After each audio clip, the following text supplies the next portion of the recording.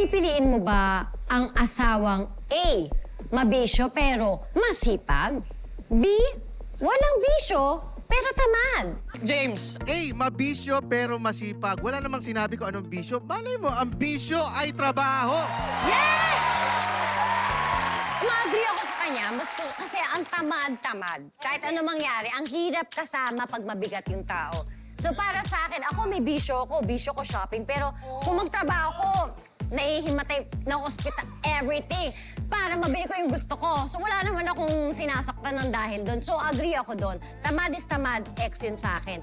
Pero before natin talaga ng people, Madam Shaira, paki-explain ang iyong sagot. Dahil may asawa ka dito eh. Yes. Ayun nga, kanina, so sabi ko, wala nga bisyo yung asawa ko. Para sa akin kasi, mahalaga talaga na magsipag ka sa buhay para makamit mo yung tagumpay na gusto mo, yung magiginhawa yung buhay mo. Yung bisyo, maaalis yan, mababago yan kung nasa tamang tao ka. So nasa tamang tao siya? Nasa tamang tao, tama. Oo. Pati si James, actually, tama yung sinabi ni James. Ta-agree ako sa sinabi mo, bro, na ano nga ba sabi mo? We ask the people. May nagmura sa'yo sa social media, pati pamilya mo minura. Anong gagawin mo?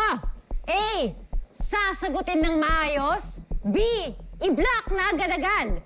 C, mumurahin ko rin. Heart, ano gagawin mo?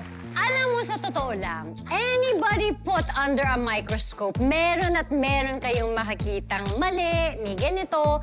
So sa mga nanggaganyan online, siguraduhin yung wala kayong maling ginawa sa buhay mo.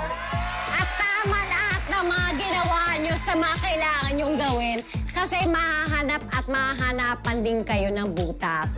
Pero hanggat hindi pa ako natatahimik at talagang tuluyan nasasaktan, ibablock ko na muna. Pero isa akong volcanic eruption in the making. Hindi, for now, chill lang tayo. Pero block na muna ang sagot.